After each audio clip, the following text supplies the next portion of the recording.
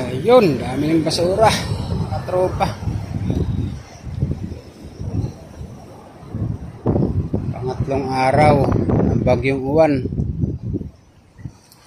Nakarecover yung ating mga puno. Pero na ano yung mga dahon nila mga tropa, sobrang hangin, no? Ayan, natuyo, nalanta sila. Pero magpapalit din naman yan. Salamat sa aking mga puno. Pinatiktahan yung aking kubo. Yan ang kagandahan mga tropa pagka tatanim ka para sa kalikasan. Poprotektahan ka rin pagka alam nilang pinoprotektahan mo sila. Poprotektahan ka din nila. Yan ang kinalabasan ng pagpapahalaga natin sa mga puno. Kundi dahil yan sa mga puno, wala na yung kubo ko na yan. Maraming salamat sa ating mga tanim, no?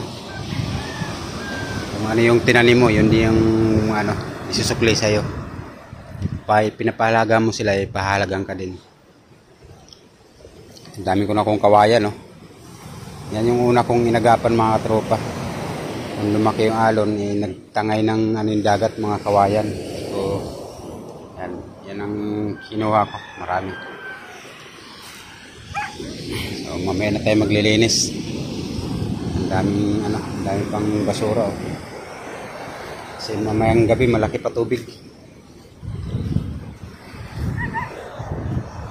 Napakadami.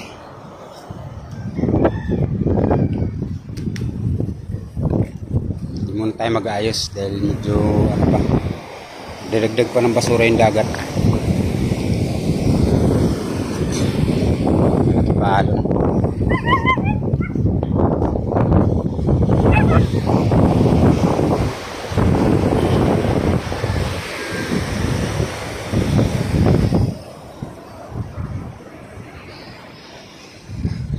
Shoutout na lang sa mga kababayan natin na nasalanta ng bagyong uwan.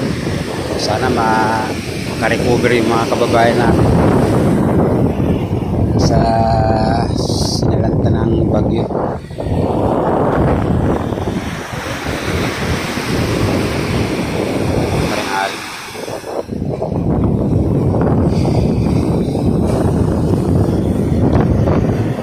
Kaya dyan mga kapatid ko sa Samar.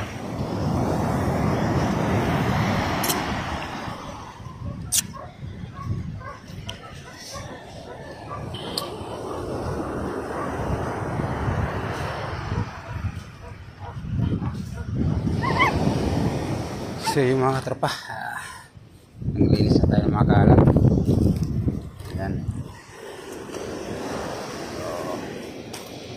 Lagyan natin ang harang dyan sa harapan, no? Kaya di pumasok yung mga basura. Ayan. Pero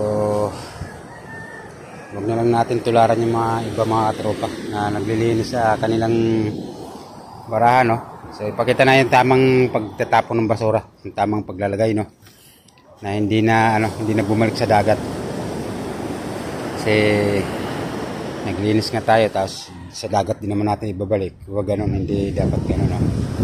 So mag-ukay na lang tayo dito sa parte dito sa ating mismong barahan na kung saan pwede natin ibaon yung mga basura. Huwag natin ibaon doon sa may tabing playa para nang sa ganun pag kinalkal din na bumalik. So pakita natin tamang proseso mga katropa sa pag ng basura kung saan pwede natin baon.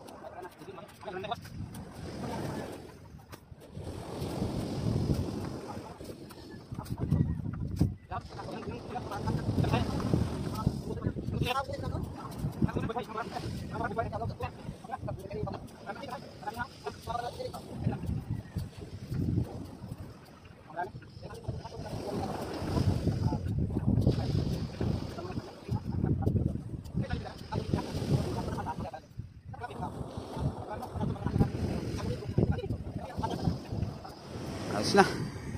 Tinigil ko na, may tubig. May tubig na. Kalibil na ng dagat pala yan. Ayan. Shoutout kay Kuya Charlie. Nag-okay din sila para sa kanilang mga basura din dyan. So, bukas pagka may dumating pa uli, dito ulit tayo mag-okay. Huwag lang doon sa tabing ano, para hindi makuha ng alon. Ayos.